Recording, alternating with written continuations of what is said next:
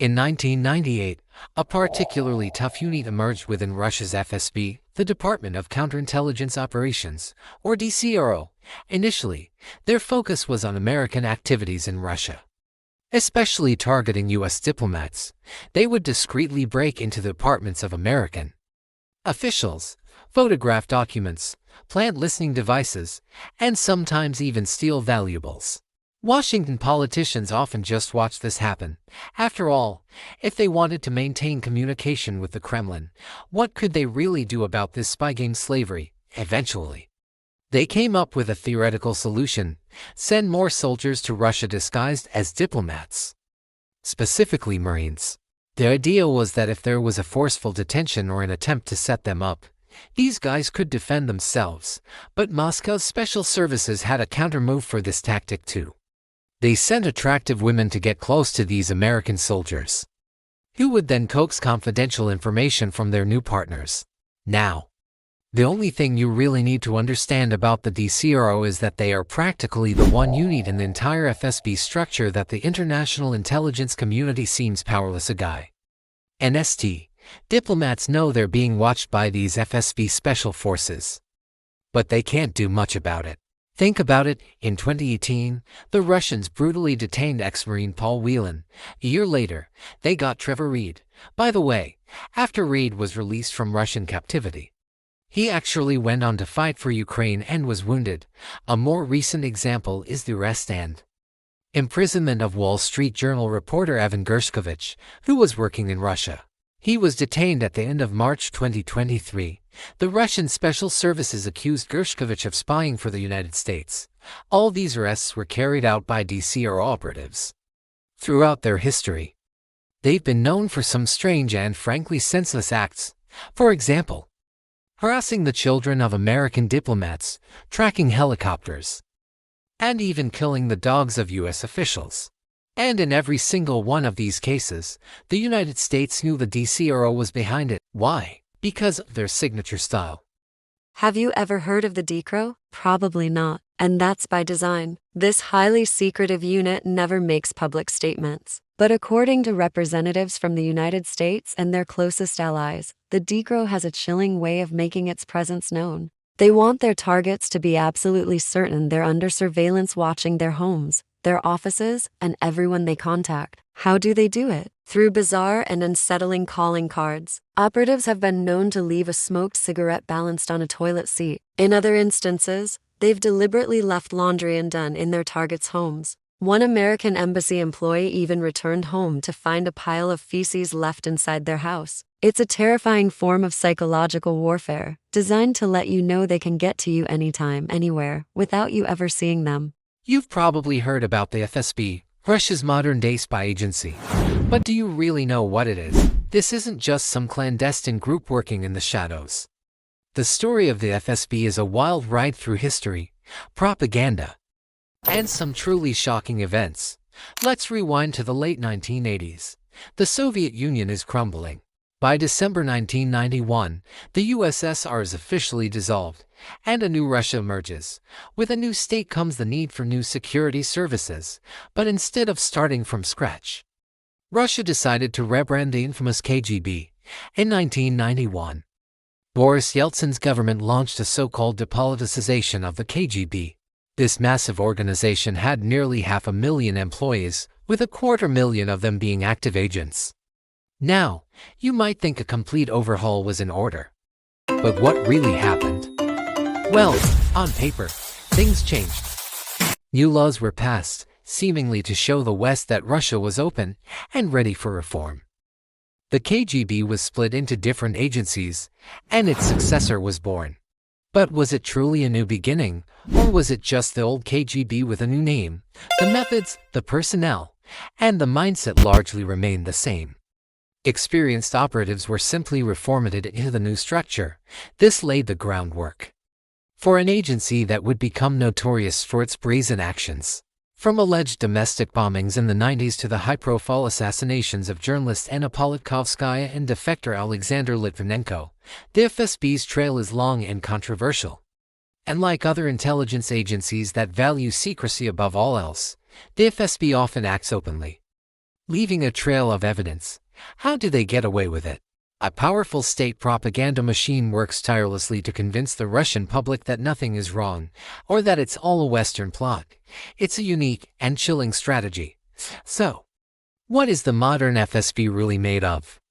And why do they continue to operate in this seemingly reckless way, even being implicated in recent tragedies on their own soil? Join me as we dive deep into the history and operations of one of the world's most talked about intelligence agencies. We'll explore how this organization was formed from the ashes of the KGB and how its actions have shaped modern Russia and the world. It all started with disintegration. We're talking about the moment the mighty KGB began to break apart, evolving into a collection of independent departments. On paper, this was a massive shift towards decentralization. The idea was to make these new special services more autonomous, empowering them to make decisions faster and more effectively, all while helping each other out. The new blueprint had some pretty lofty goals. Key among them were upholding human rights and a complete de-ideologization of the security apparatus. The primary mission shifted to something more modern, fighting crime and ensuring national security. But perhaps the most radical change proposed was that all of this was meant to happen openly and transparently, right out in the public eye. A complete 180 from the secretive past. It was a vision for a totally new kind of intelligence agency. Thanks for watching, and don't forget to subscribe for more.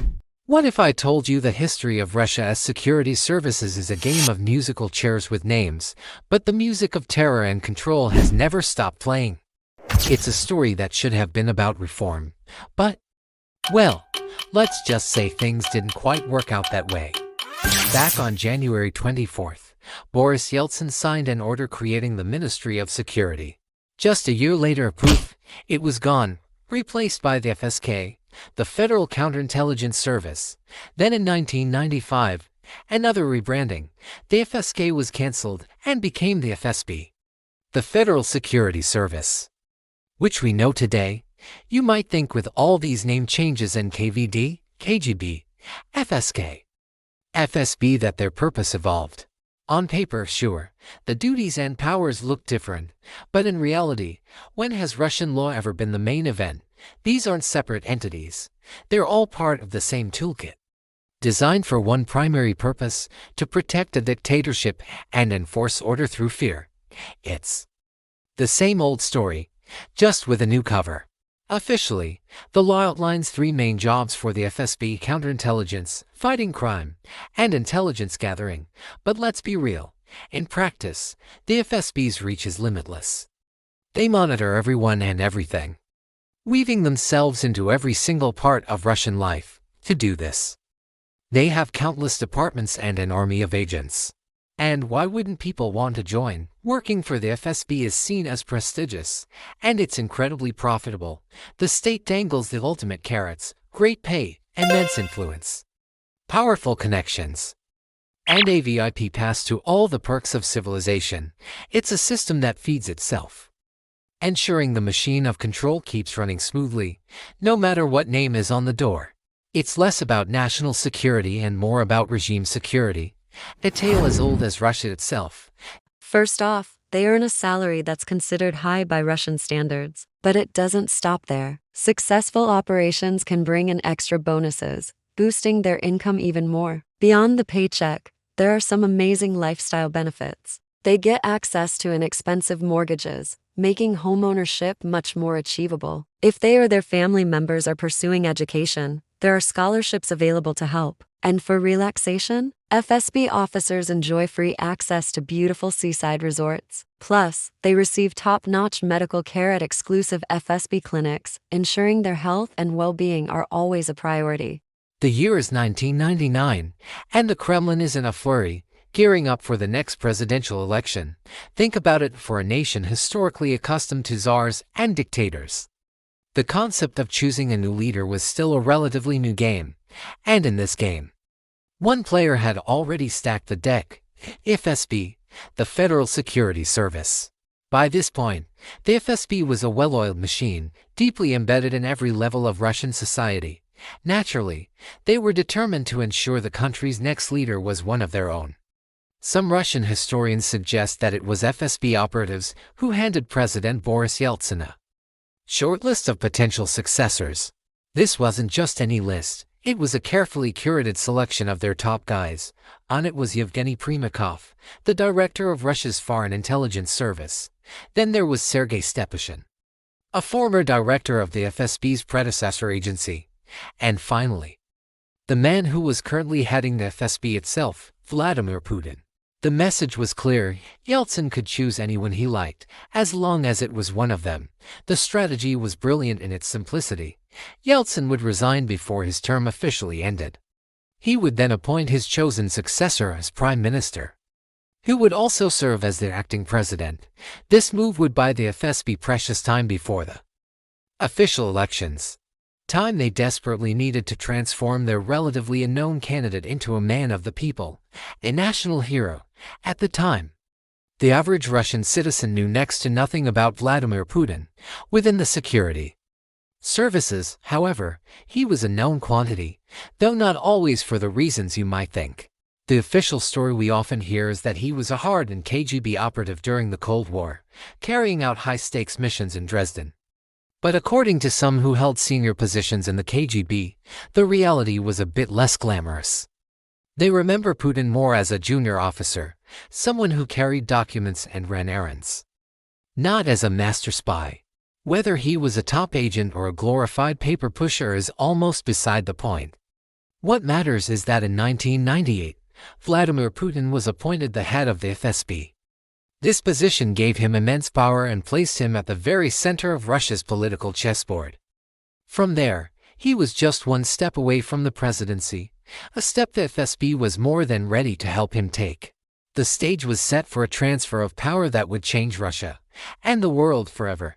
And in August 1999, Yeltsin appointed Putin, a man who never headed election offices, prime minister, which was a shock for many people. Matt Evans, editor of the Moscow Times, recalled that Yeltsin had experienced several prime ministers, and every time he refused them, he clearly made it clear that it was somehow connected with the elections. Russia under Yeltsin was in a mad rush, and everyone could see it, from international analysts to the average Russian citizen feeling the squeeze. By the late 90s, Moscow officially defaulted on its debts. This caused the ruble to plummet, wiped out bank savings, and shattered international trust in Yeltsin's government. It was clear his presidency was a complete disaster. Yeltsin himself probably wasn't too worried about it. His health was a bigger concern, with heart surgery and a well-known drinking habit.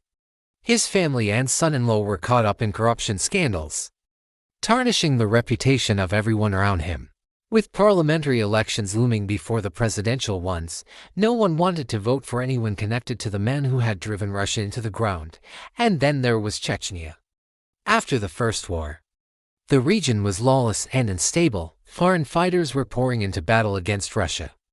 The situation was incredibly tense. Then, out of the blue, Yeltsin announced he was resigning his government and appointing a new prime minister, Vladimir Putin, a young, ambitious politician with a background in the special services. At the time, every newspaper dismissed him. Putin is a nobody, they said. He has no chance of winning anything. The consensus was clear: this guy could never win the election. Unless, of course, something truly extraordinary happened. And how right they were. Just a month after Putin's appointment, an explosion flattened a 9-story apartment building. At dawn on September 9, 1999, a massive blast turned the building into a pile of rubble. This was only the beginning. The series of explosions that followed would change Russia forever, solidifying Putin's path to power in a way no one could have predicted. It was a terrifying time, filled with fear and uncertainty, as ordinary people were caught in the middle of a high-stakes political game. What happened next would define the course of the 21st century for Russia. More than 100 people died. The second building, less than 6 kilometers away, exploded on September 16. 119 people died in it. A week later, the Volgodonsk explosion destroyed a high-rise building, killing 17 people. For an entire month, Russia was rocked by a series of horrific explosions, for cities, for residential high-rises, and over 300 lives lost. These terrorist attacks struck Moscow, Donetsk, Volgodonsk, and Ryazan, in Russia. These bombings are often compared to the September 11th attacks in the United States. It's not a joke, they genuinely see it as an equivalent event, but that's not the main point. Immediately after these explosions, Vladimir Putin made a public statement. He pointed the finger directly at Chechen militants and ordered airstrikes on Grozny. This was the first move leading up to the Second Chechen War. The very next day, at a press conference, Putin was questioned about these airstrikes. Journalists pointed out that the bombs were killing not just those he labeled terrorists, but also innocent civilians. Putin's response became an infamous catchphrase that skyrocketed his approval ratings and, consequently, solidified the FSB's influence in Russia. He said, "We will pursue the terrorists everywhere. If they are in the airport, we will get them in the airport. And forgive me, but if we find them in the toilet, we'll rub them out in the outhouse." Pause this video for a moment and really let those words sink in. Think about their full meaning. If you didn't catch it, let me explain. Vladimir Putin spoke to the Russian people in a language they understood, blunt and decisive, and it worked. He won the election. This single phrase set the tone for his rule over the next 2 decades, and it continues to define his leadership today. As the Russian dictator's power grew, so did the influence of the FSB. After these attacks, which many believe were orchestrated by Russian special services, Putin's popularity soared. In less than 6 months, he completely flipped the script on the exit polls, securing nearly double the votes of his closest rival, Gennady Zyuganov. He won with 53% against Zyuganov's 29%. Naturally, the international community got involved, trying to expose the truth behind the bombings, as far as was possible at the time. Investigations began to identify who was really behind these events. Most independent media outlets reported that FSB agents might have been involved in blowing up the apartment buildings, directly contradicting the Kremlin's narrative. For instance, American journalist and historian David Setter, who was living in Russia at the time and investigated the bombings, openly stated that the attacks were not carried out by Chechen militants, but by Putin's own special services. I'll quote him directly, "I believe that Vladimir Putin came to power as a result of an act of terror committed against his own people." Evidence that the explosions of residential buildings in 1999 were the reason for the Second Chechen War and Putin's catapultation to the presidency. All this was done by the FSB. One of the key evidence was the detention of FSB agents in Ryazan. This happened immediately after the first explosions of many floors. And the following happened. One of the men who lived in the building saw known suspicious people near the basements. So, he called the police. The inspectors who arrived at the site examined the territory and entered the basement, where they saw 3 bags connected to a homemade detonator. There was a car not far from the house. The men who were identified by the locals were sitting in it. It will soon be revealed that they were the ones who carried the bags to the basement. Then the events developed as follows.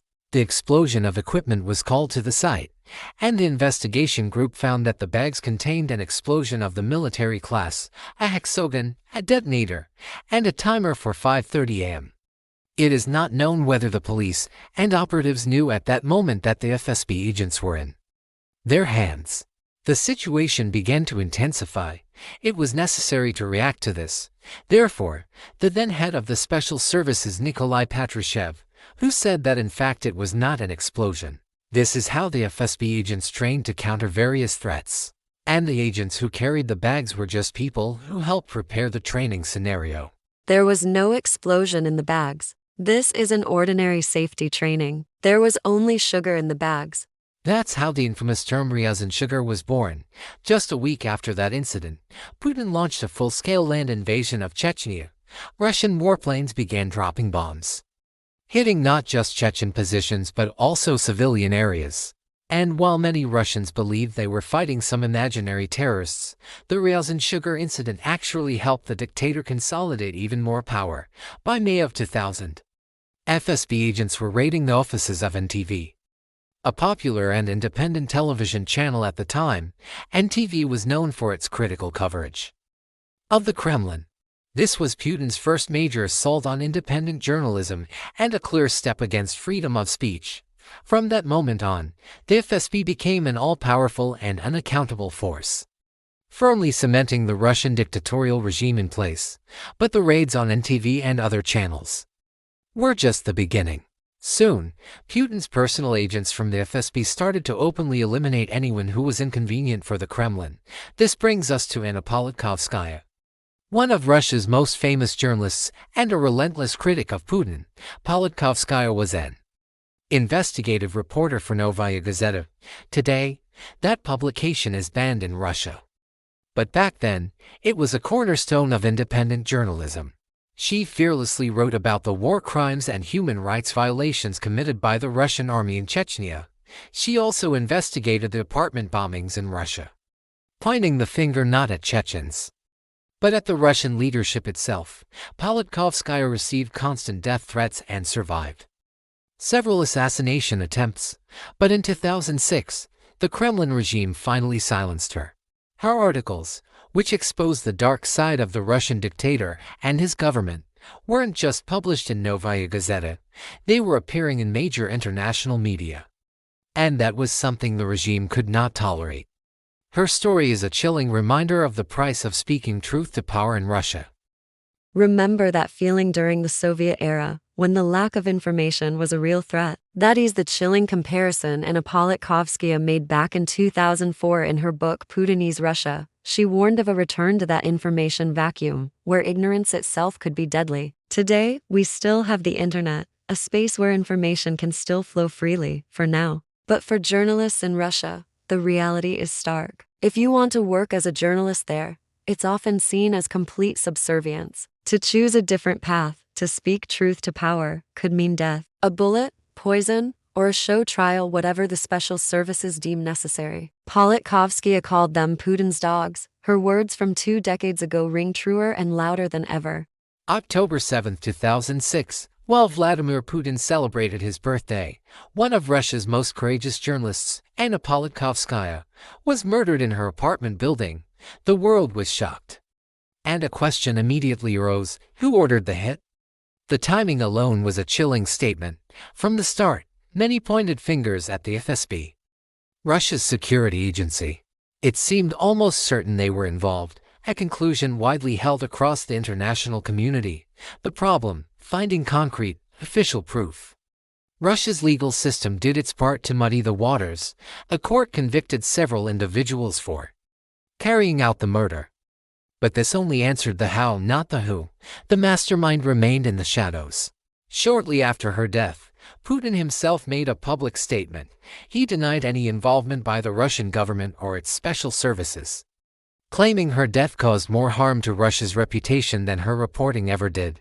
This strategic deflection left people wondering about other powerful figures. One name that came up was Ramzan Kadyrov, the head of the Chechen Republic. Politkovskaya had written extensively and critically about the brutal realities in Chechnya under his rule. He certainly had a motive, yet Politkovskaya herself had reportedly told friends that if anything were to happen to her, the responsibility would lie squarely with Putin and his intelligence agencies. Years later, the official case remains a puzzle, with the true orchestrator never formally identified. Was it a grim birthday gift for Putin? Was it an act of revenge by Kadyrov? Or was it simply the state silencing a voice it could no longer tolerate? The truth behind Anna Politkovskaya's murder is a stark reminder of the price of speaking truth to power in modern Russia. We have such freedom to love Putin. Here we have complete freedom. You can love him in all aspects. We are forbidden to touch some things that Putin does not like. This is Chechnya and the Chechen crisis. The Chechen crisis, which Anna Politkovskaya covered so fearlessly, wasn't just about the war on the ground. It was also a story of terrifying attacks, where any crime happening in Russia was quickly blamed on so-called Chechen militants. Politkovskaya dug deep into these stories, trying to uncover the truth behind the headlines. One of the most tragic and infamous of these events happened in late October 2002. You might know it as the Nordost Theater siege, a horrific tragedy that unfolded in the heart of Moscow. The official Russian story is that around 40 Islamic militants from Chechnya stormed a theater and took 850 people hostage. For 3 long days, The world watched and waited. President Putin refused to negotiate with the hostage takers. Then, in the early hours of the fourth day, Russian special forces, including the FSB, took action. They decided to pump an unknown, mysterious gas into the theater's ventilation system. The goal was to incapacitate the militants. The operation was declared a success by the Kremlin. Putin framed it as a heroic rescue that saved hundreds of lives, but the reality was far more devastating. While all the militants were neutralized, the gas proved to be incredibly lethal. It ended up killing at least 130 of the hostages themselves. In total, over 700 people were injured, many suffering long-term health problems from the effects of the gas. To this day, the exact chemical composition of that gas remains a state secret. This is where Politkovskaya's reporting becomes crucial. She didn't accept the official narrative. She questioned the story that was being presented to the world. Politkovskaya suggested something far more disturbing, that this wasn't just a straightforward militant attack. She investigated the possibility that it was another provocation, a terrorist attack potentially orchestrated or manipulated by Russian special services themselves to justify their brutal war in Chechnya and consolidate power. Her work exposed the inconsistencies and unanswered questions. Why was a lethal gas used? Why were so many hostages lost in the rescue? Why was there so much secrecy? Politkovskaya argued that these events were used to create a climate of fear, painting all Chechens as terrorists and giving the government a green light for its actions. Her pursuit of these uncomfortable truths is what made her journalism so powerful and, ultimately, so dangerous. She dared to challenge the official story, and for that, she paid the highest price. Why don't I like Putin? It's not just one thing. It's the cynicism. It's the untruth that seems to follow every action. I think about the gas used during the Nord-Ost siege, a decision with devastating consequences. I remember the reports from his first presidential term, stories of violence and suppression that are hard to forget. It's the pattern of aggression, the disregard for international law, and the constant feeling that truth is being twisted. For me, it's about a consistent lack of respect for human dignity and freedom. For now, let's continue with the story of Anna Politkovskaya. Back in 2004, the journalist reported that she was the target of a poisoning attempt on a plane. She lost consciousness but managed to survive. In October 2006, however, she wasn't so lucky. Just an hour and a half before her death, she gave an interview about her latest journalistic investigation. In it, she described facts of extortion and racketeering in Chechnya. She also talked about Ramzan Kadyrov and the expectation that Putin might not support his leadership in the region. And then, at 4:15 in the afternoon, near the elevator of her apartment building, an unknown person in dark clothes shot her. She was hit in the arm, chest, and shoulder, with a final shot to the head. Her body was found less than an hour later, with a gun and 4 shell casings lying nearby. Clearly, the killer wanted to make sure. Following the immediate accusations pointed at the Kremlin and the FSB, Putin himself came out with a statement. He dismissed all the speculation and the attacks on him and his regime. And for many people, the Russian leader's explanations seemed logical enough. But what really happened remains a subject of intense debate. The murder of Anna Politkovskaya sent shockwaves through the world, raising serious questions about press freedom and the dangers faced by journalists who dare to speak truth to power in Russia. The investigation that followed was long and controversial, with many believing that the true masterminds were never brought to justice. Her case has become a symbol of the risks involved in investigative journalism. When a journalist is murdered, it often backfires on the authorities, causing far more damage to their reputation than the articles themselves ever could. At least, that's what you'd think. This case, though, raises a chilling question. Does a dictator really care about reputational damage when they hold all the power? It seems like a rhetorical question, doesn't it? Let's look at the facts to understand what's really going on. The man convicted of murdering the renowned journalist Anna Politkovskaya has been pardoned by Russia. His name is Sergei Kurbanov, and he was originally sentenced to 20 years in prison for his role in her assassination. So, how did a convicted killer walk free? He signed up to fight against Ukraine. Given his past as a special forces officer, he was an attractive recruit for Russia's military operations after serving his contract on the front lines. He was officially pardoned by a presidential decree from Vladimir Putin. This isn't just an isolated incident, it's part of a disturbing pattern. It reveals a system where a prison sentence, even for a high-profile murder, can be wiped clean in exchange for military service. What does this say about the value of justice? It suggests that loyalty to the state and participation in its military campaigns can absolve you of even the most heinous crimes. The very mechanism of justice is being dismantled and repurposed to serve the regime's immediate needs, particularly its war effort. Think about the message this sends. It tells the world, and more importantly, the Russian people, that the rule of law is flexible. It can be bent or broken for those who align with the Kremlin's agenda. The pardon of Kurbanov isn't just about one man. It's a stark symbol of the current state of Russia, where power, not justice, is the ultimate authority. It's a reality where accountability is conditional, and a presidential signature can rewrite history, erase a crime, and set a murderer free. This situation challenges our fundamental understanding of justice and consequences. It shows that in some parts of the world, the scales of justice are not just imbalanced, they're being actively manipulated for political gain. A man named Sergei Kurbanov, along with 4 others from Chechnya, was eventually convicted for carrying out the killing. For a while, it seemed like justice. But was it the full picture? Fast forward to 2018. The European Court of Human Rights in Strasbourg took a closer look. They concluded that while Russia had found and convicted the hitmen, the investigation fell short. The court stated that Russian authorities failed to properly investigate and identify the mastermind, the person or people who actually ordered the murder. So, while the triggermen were behind bars, the crucial question of who wanted her silenced remains officially unanswered. This leaves a significant gap in the quest for complete justice for Anna Politkovskaya. So, for now, the murder of Anna Politkovskaya remains a case with many questions and few answers. Officially, there's no conclusive evidence linking it directly to the FSB. However, this isn't the first time that individuals investigating sensitive matters in Russia have met and timely ends.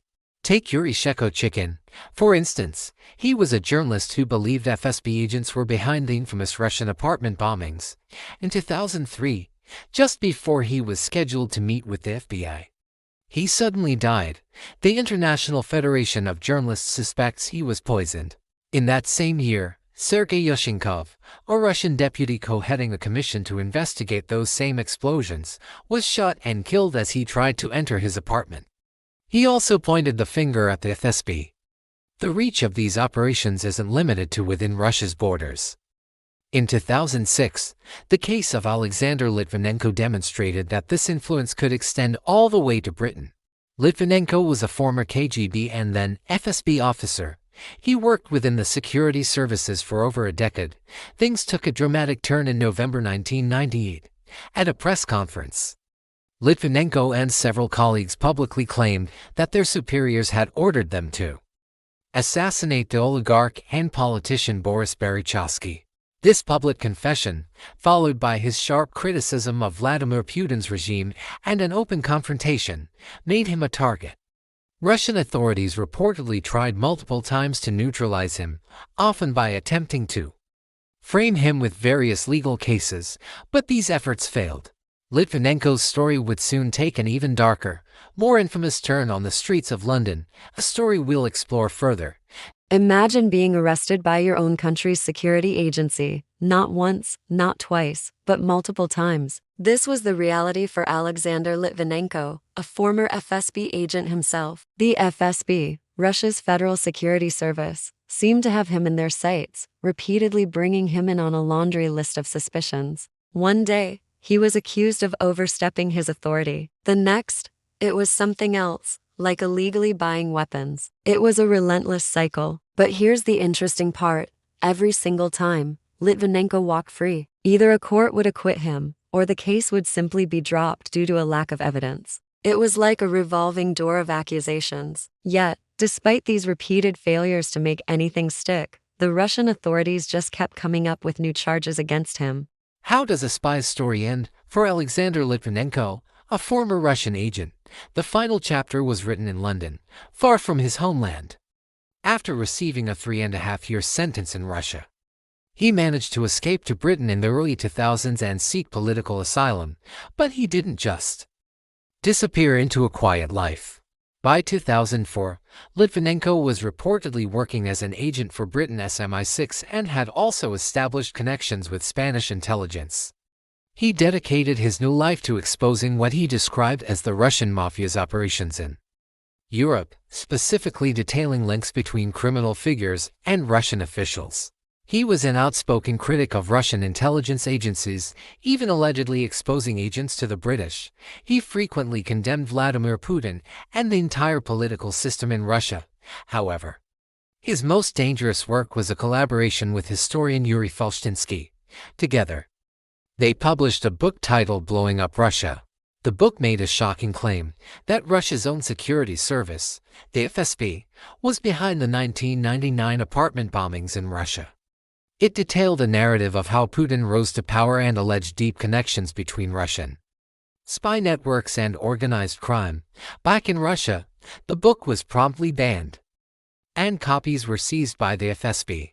Then, on November 1, 2006, the story took a fatal turn. Litvinenko was poisoned. He spent the next 3 agonizing weeks in a London hospital, his condition worsening each day. Doctors were baffled. It wasn't until a post-mortem examination that they found the cause. His body contained traces of polonium-210, a rare and highly radioactive isotope. Scotland Yard's investigation pointed to a meeting at a London hotel bar as the scene of the crime. They concluded that Litvinenko was poisoned by a former colleague, Andrei Lugovoy, who was allegedly assisted by another man, Dmitry Koftin. The theory is that polonium-210 was slipped into Litvinenko's tea. British intelligence services have stated that the assassination bears all the hallmarks of a state-sponsored operation. It was a chilling end to a life lived in the shadows, brought into the light by a cup of tea laced with a nuclear substance. In 2007, London turned to Russia with a request to extradite Lugovoy on suspicion of killing a British citizen. Moscow refused, arguing that its constitution prohibits the extradition of its own citizens. Almost 10 years later, in January 2016, a British court investigation announced its conclusions. The murder of the former FSB lieutenant colonel was probably approved by Putin and the intelligence director Nikolai Patrushev. The Kremlin, of course, denies any involvement in this crime. Officials are calling the British investigation unprofessional and superficial, but let's be honest. The Russian military political leadership rarely, if ever, admits to its crimes. What truly matters to them isn't how the international community reacts. What matters is convincing their domestic audience. The more these incidents happen, the more twisted the narratives of Russian propaganda become, working hand in glove with the special services. This is all despite one of the most crucial pieces of evidence, polonium-210. This is an incredibly rare substance. It's practically impossible to obtain or produce without state-level resources. That's why the British court concluded that the client was the Russian state, the perpetrators were from the FSB, and the target was Litvinenko. Even German investigators looked into this, specifically focusing on the activities of Dmitry Koftin, who met with Litvinenko in London right before his death. According to the investigation, Koftin left a trail of polonium-210 all the way from Moscow to London. Traces of the dangerous substance were found in the Hamburg apartment of his ex-wife, where he stayed overnight, and even in the car that picked him up from the airport. Despite this, the German investigation, led by the Hamburg prosecutor's office, was halted back in 2009. They claim they just didn't have enough evidence. While traces of polonium-210 were indeed found in Hamburg, they couldn't prove that Koftin had bought it or intentionally brought it into the city. Neither Dmitry Koftin nor his associate, Andrei Lugovoy, have ever admitted to their involvement in the murder. In fact, Koftin claims he himself was a victim of poisoning and required treatment in a Moscow hospital. Today, both men are calmly continuing their business, political, and propaganda activities, all for the benefit of the Russian Federation. Now, This brings us to the structure of the FSB itself. Or at least, what's publicly known and what's truly worth our attention. It wouldn't make sense to dissect every single branch and department, so let's focus on the top. The unchanging head of the FSB since 2008 has been Alexander Bortnikov. He has dedicated his entire adult life first to the Soviet special services, and then to their modern Russian successors. In total, he's been in state security for 48 years, starting as an operative and rising through the leadership ranks in the counterintelligence units of the KGB and later the FSB. At the same time, Bortnikov is one of Putin's closest allies. This is likely the key reason he has held his powerful position for over 15 years. His journey began in the KGB Directorate for the Leningrad region, the very same place where Putin himself started his career. This shared history and loyalty have cemented his place at the top of Russia's security apparatus. Bortnikov's direct deputy is Sergei Korolev. He's a very interesting figure, considered a potential successor to Bortnikov. He's younger and is seen as the brain of the modern FSB, particularly skilled in managing economic security and internal political conflicts among Russia's elite. And like many of his old-school colleagues, Korolev is more of a manager than a classic spy. He's known for his connections within the business and political spheres, making him a powerful player. His rise signifies a shift within the FSB, moving towards a more modern, technologically savvy, and economically focused intelligence service. Then there's the Second Service, also known as the Service for the Protection of the Constitutional Order and the Fight Against Terrorism. This is essentially the political police of modern Russia. It's the successor to the infamous Fifth Directorate of the Soviet KGB, which was responsible for suppressing dissent. The Second Service monitors political opposition, social movements, and any perceived threats to the ruling regime. They are the ones who handle everything from public protests to online activism, making them a crucial tool for maintaining the Kremlin's grip on power. Their methods are a mix of old-school surveillance and modern digital tracking, ensuring that no form of dissent goes unnoticed. Finally, we have the Fifth Service, officially the Service of Operational Information and International Relations. This is the FSB's foreign intelligence arm. While Russia has a separate foreign intelligence agency, the SVR, the FSB's Fifth Service has its own distinct and crucial role. It was created in the late 90s to gather intelligence and exert influence in the countries of the former Soviet Union. Their primary mission is to maintain Russia's sphere of influence, analyze political situations, and, when necessary, interfere to ensure outcomes favorable to the Kremlin. It's the service that has been heavily implicated in operations in Ukraine and other neighboring states, acting as the Kremlin's eyes, ears, and sometimes its hidden hand abroad. Understanding these key components of the FSB gives us a clearer picture of how Russia operates, both at home and on the world stage. Bortnikov was involved in the corruption scandal and in the extradition of land in the resort district of St. Petersburg on the coast of the Gulf of Finland for a total amount of $2.5 million. He is also under sanctions from the EU, Canada, Switzerland, Japan, New Zealand, the United States and Ukraine due to the scandal with Navalny's poisoning, the war against Ukraine and the recognition of the self-proclaimed Elper. Then there's the First Service, or counterintelligence, headed since 2015 by Vladislav Menshikov. Before the FSB, he was director of a major Russian defense contractor, Almaz-Antey. He surrounded himself with some notorious figures. One of his deputies, Dmitry Minev, has been named by Ukrainian intelligence as the main organizer of the 2017 assassinations of two Ukrainian intelligence officers, Oleksandr Karabiryush and Maxim Shapoval. The First Service's mission in Ukraine is to target special services and law enforcement agencies. In 2020, for example, Ukraine's SBU arrested one of its own for treason, an agent working for this very service. His handler, a man named Ihor Yegorov, had been active in Ukraine even before the 2014 Revolution of Dignity. His job was to recruit agents and persuade Ukrainian security personnel in Crimea to switch sides. He was so successful that he reportedly received a medal for the return of Crimea. And here's a crucial detail. A unit within this First Service, known as the 18th Center for Information Security, is believed to be behind most of the major cyber attacks against Ukraine, we'll definitely dive deeper into that another time. Another well-known unit is the Service for the Fight Against Terrorism, led by Alexei Sedov.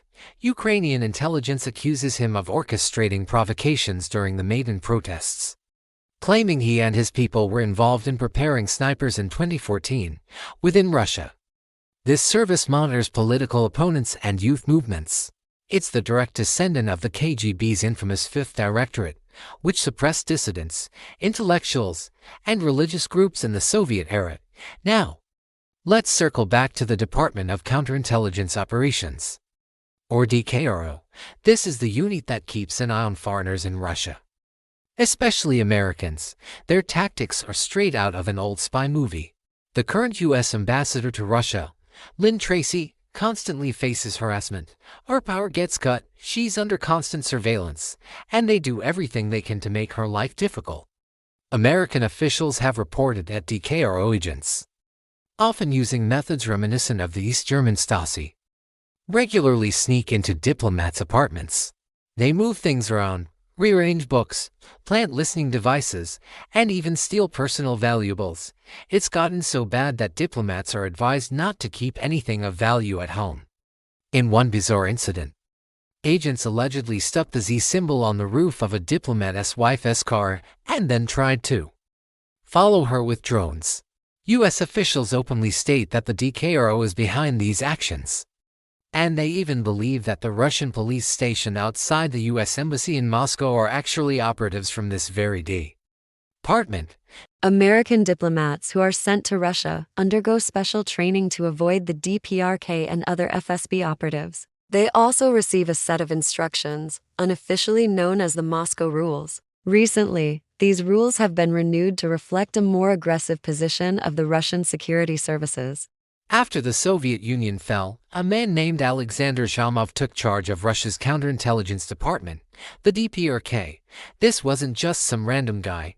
He was a big name in the world of spies, known to both Russian and American agencies like the CIA. In fact, the CIA had a special nickname for him, the Prologue Agent. Why? Well, back in the late 1980s, Zhamov tricked them into believing he was a defector from Moscow. He even fed them convincing details about how Kremlin agents were spying on the CIA right in their own city. It all seemed legit, but it was a brilliant deception.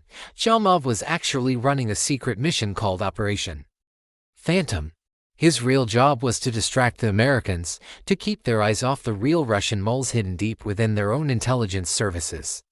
We're talking about major figures like Aldrich Ames at the CIA and Robert Hansen at the FBI. Zhamov's mission was a huge success, and it helped protect these valuable assets for years.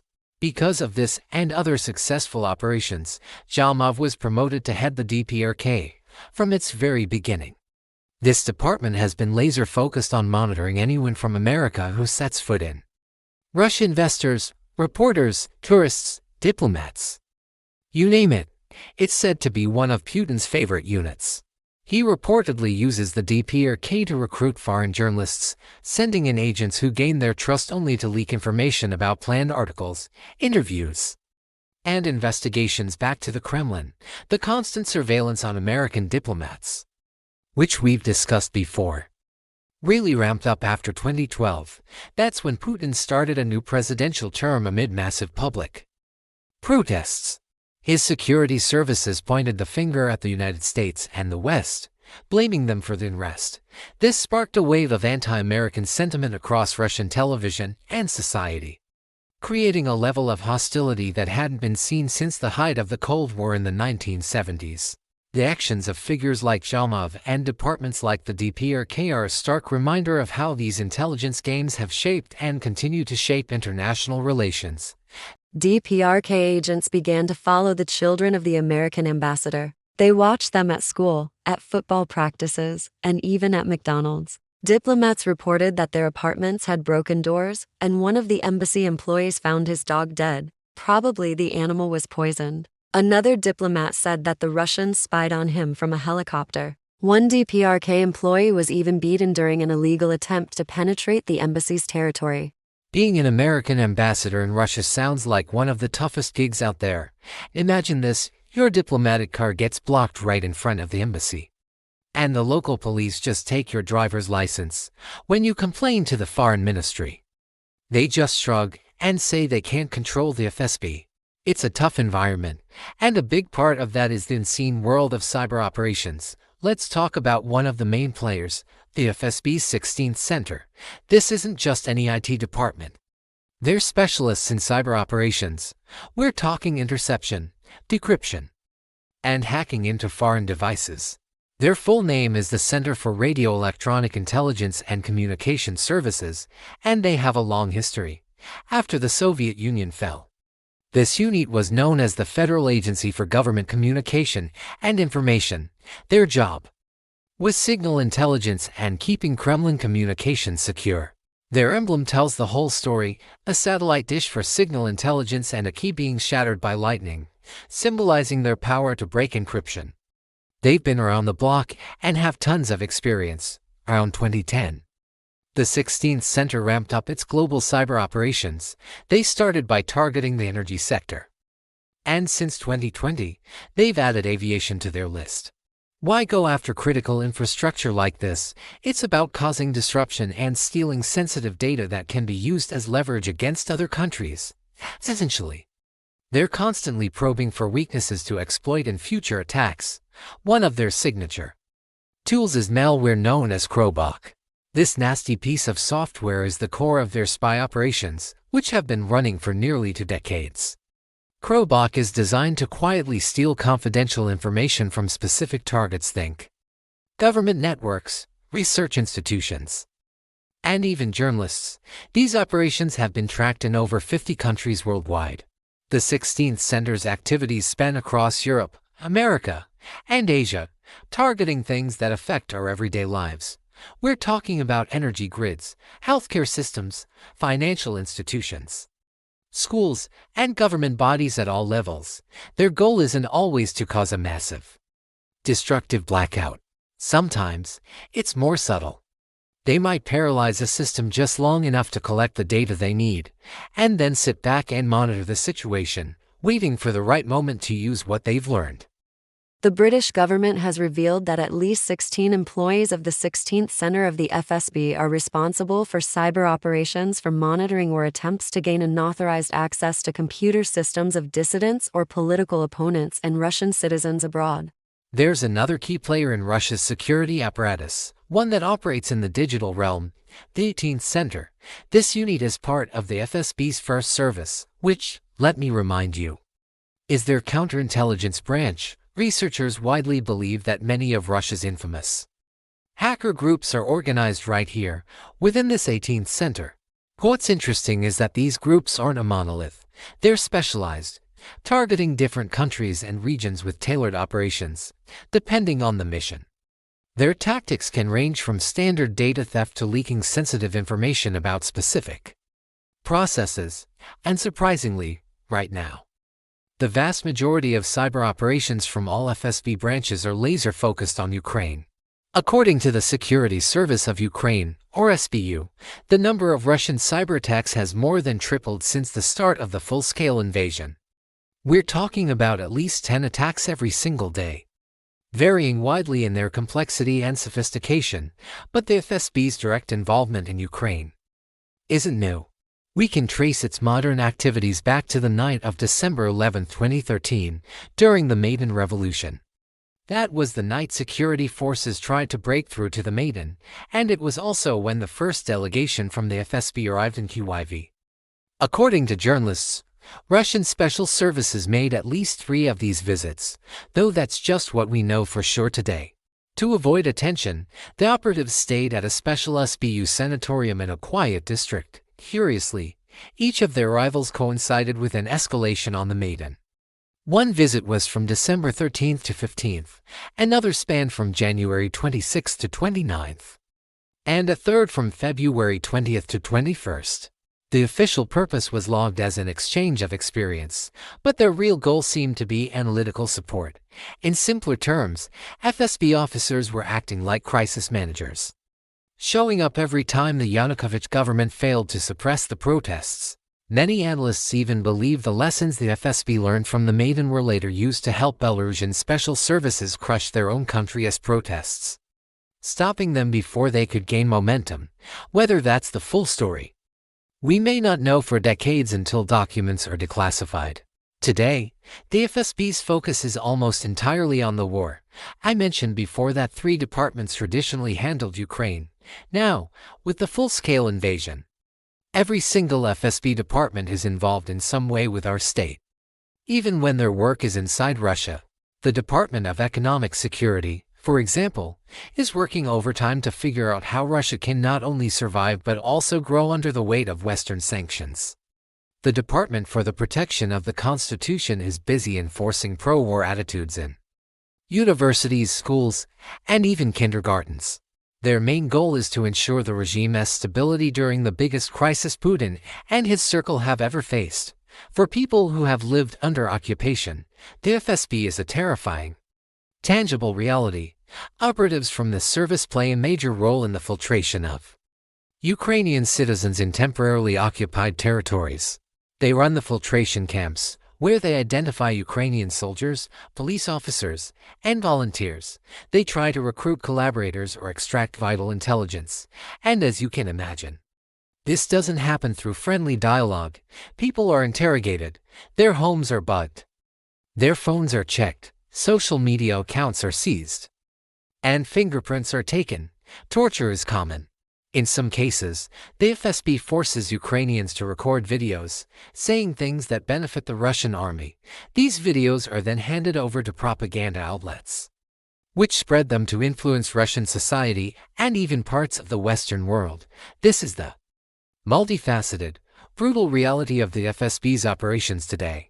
Figuring out the exact number of people affected is incredibly tough, but the estimates we have are staggering. According to the U.S. State Department, since July 2022, Russian authorities have interrogated, detained, and forcibly deported between 900,000 and 1.6 million Ukrainians. That's an immense number of lives turned upside down. Ukrainian estimates from December 2022 are even higher, suggesting at least 2.8 million people have been moved against their will. We know Russia's FSB has been involved in these filtration camps and deportations, just as they have in past conflicts. But what we're seeing now, the sheer scale of these operations, is truly unprecedented in modern history. The human impact of these numbers is almost impossible to comprehend.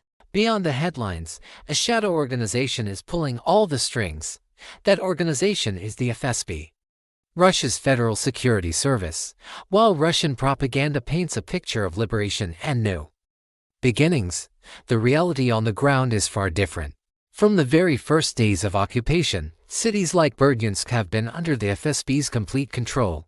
They install puppet governments, crush pro-Ukrainian protests, handpick journalists for their propaganda machine, and put immense pressure on anyone who doesn't fall in line.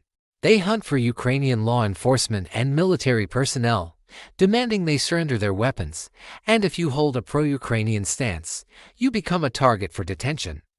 The FSB's power is absolute. They operate with total impunity. Just as they do back in Russia, the so-called Gauleiters, or local leaders, are just figureheads, speaking lines fed to them by their FSB handlers.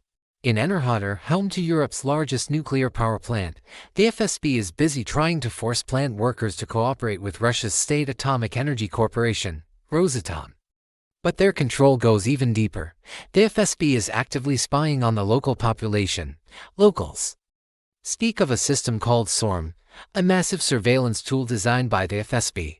One version, SORM1, can record entire phone conversations or flag them based on keywords. This is why the occupiers shut down Ukrainian mobile networks and force residents to use Russian SIM cards. It makes them easier to monitor. Another version, SORM2, tracks everything you do online, your calls, your messages, and even your search history. Think about that. A simple donation to the Ukrainian armed forces, sharing information with Ukrainian security services, or even messaging a friend about Russian military movements can be instantly detected. This is why Using a VPN has become a matter of safety for people living under occupation. It's a small digital shield against a pervasive surveillance state. And the FSB's influence doesn't stop at the border. Let's look at the recent tragic attack at Crocus City Hall near Moscow. On March 22, armed militants, later claimed by an ISIS affiliate, stormed the concert hall, killing over 140 people and injuring hundreds more. The world watched in horror as the events unfolded live on social media, but on Russian state television. On the day of the attack, this horrific event received just 3 minutes of airtime. This stark contrast highlights a critical point. The FSB isn't just an intelligence agency. It's a tool for controlling the narrative, both at home and abroad. They create a reality where deportations are liberation, where dissent is crushed in the name of order, and where inconvenient truths are simply erased from the airwaves. In the occupied territories of Ukraine, the FSB has transformed these regions into a testing ground for its methods of total control. They aren't just occupying land, they are attempting to occupy minds, using fear, surveillance, and propaganda as their primary weapons. The people living there face an invisible war every single day, a struggle for truth and freedom against an all-seeing, all-powerful force. Russian officials and state media mostly ignored the statement of ISIS about responsibility, but stated that Ukraine was behind the violence. Let's talk about the horrific attack at Crocus City Hall. It's one of Russia's largest entertainment centers, yet armed individuals walked right in. This happened despite warnings from Western intelligence about potential attacks on public venues. Shortly after the shooting, Russian authorities announced the detention of 11 people, including 4 men they claimed were the direct attackers. These 4 were identified as migrant workers from Tajikistan. Officials quickly stated that these men used explosives and firearms, which caused a massive fire that engulfed over a third of the complex and led to the roof collapsing. Incredibly, within hours, Russian security forces declared they had apprehended everyone involved. When the suspects appeared in court, they were severely beaten and injured. Videos of their interrogations, which spread like wildfire on social media, showed them being tortured. They were subjected to electric shocks, beatings, and one even had an ear partially cut off. Another was brought to court unconscious on a gurney. Now, if these were indeed the terrorists, many might argue they deserve harsh treatment. But the fact that Russian security services filmed these acts and broadcasted them to the world raises serious questions about the rule of law. Unsurprisingly, conspiracy theories are running rampant. One theory suggests the attackers weren't detained by professional special forces, but by random people in strange uniforms. Looking at their gear and tactics, some observers say they don't look like typical security operatives at all. In fact, some journalists and investigators have pointed out similarities between the men who made the arrests and certain individuals in plain clothes seen inside Crocus Hall during the attack, speculating they could be FSB agents. There are many theories, but with so few verified details, it's hard to build a solid case for any of them right now. What is truly significant, however, is what happened next. Vladimir Putin addressed the nation and made 2 crucial points. First, he claimed Ukraine was involved, alleging it had prepared an escape window for the terrorists. Second, he announced that Russia would seek to restart international cooperation with the West to fight terrorism. For the Russian leadership, this tragedy is a grim but strategic opportunity. It provides a powerful justification to rally more public support for the war in Ukraine. At the same time, it's a way to try and re-engage with the international community. It sounds absurd, right? The global community cooperating with a state many accuse of state-sponsored terror in order to fight terrorism. But as strange as it sounds, things in geopolitics are often not as straightforward as they seem. At the briefing in Brussels, the spokesman for the Foreign Policy Service of the EU, Peter Stano, said that the EU is allowing the idea of interaction with Russia for joint fight against terrorism. However, it is difficult to imagine that at this stage there will be a basis for cooperation with the country drawn into full-scale aggression. Experience from the FSB's past operations suggests that one terrorist attack might not be enough, so it's entirely possible that Russia could face more attacks in the near future. But will the dictator achieve his goals through his special services? Only time will tell. As we wrap up, I want to leave you with this thought. Throughout Moscow's history, despite all the changes, some things, some characteristics, remain exactly the same. And one of those is miscalculation. 2 years of full-scale war in our country have shown that the Kremlin's decisions were driven by a series of political, military, and intelligence blunders. They completely failed to assess the geography, the strength of the national and military resistance, and they totally misread the international situation. They never expected the world to rally behind Ukraine. A failure of intelligence on this massive scale usually leads to one of two things: major institutional reform or a change in the country's leadership. But is the world ready for either of those scenarios? It's a very debatable question. We haven't seen any strategic moves aimed at punishing or correcting these massive errors. This reluctance to make serious changes might even be a strategic decision by the Kremlin itself. Putin, trying not to rock the boat in a stormy sea, is perhaps pretending that everything is going according to his plan. Structurally, the Russian security and intelligence apparatus looks pretty much the same as it did before the invasion. However, the war against Ukraine has radically changed how Russia and its regime function. Analysts are warning that this could lead to long-term cultural shifts, especially in how Russian special services will operate for decades to come. In simple terms, Russia is on a path back to the days of Stalinist repressions. This is happening because the FSB, which rose from the ashes of the USSR, operates with almost no oversight from legislative or judicial bodies. Since the start of the full-scale invasion, its mandate to eliminate spies and crush dissent has grown exponentially. The FSB now holds immense power over the lives of ordinary Russians, influencing every aspect of their existence. Russia has become a state run by its special services.